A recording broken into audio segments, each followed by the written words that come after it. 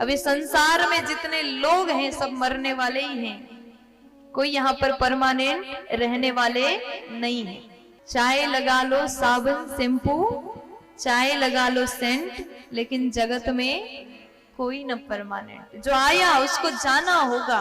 इसलिए प्रभु हमारे मन में जो सवाल है इसका जवाब हमको चाहिए।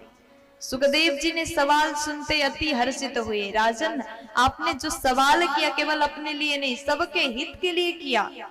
इंसान आता है तो जाता है, और आप संसार में आकर के आपने क्या कर्म किया, कैसा आपने काम किया, इसी के हिसाब से आपको पुण्य अथवा पाप मिलता है। देखिए, हमने अगर अच्छे कर्म किया तो उसका फल पुण्य के रूप में परिणत होता है, बदलता है। अगर आपने गलत कर्म किया है तो आप पाप के भागी बन जाएंगे।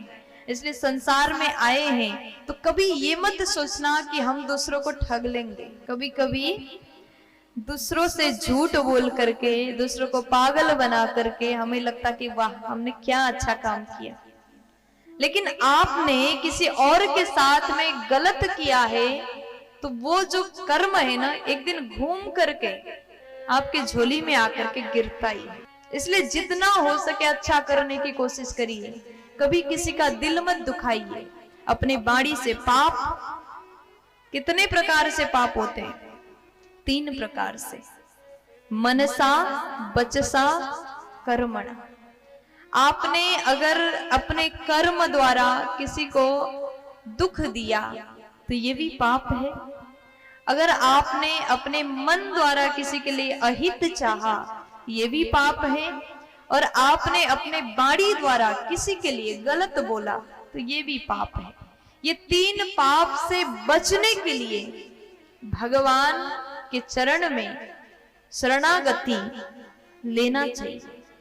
प्यार से बोलो।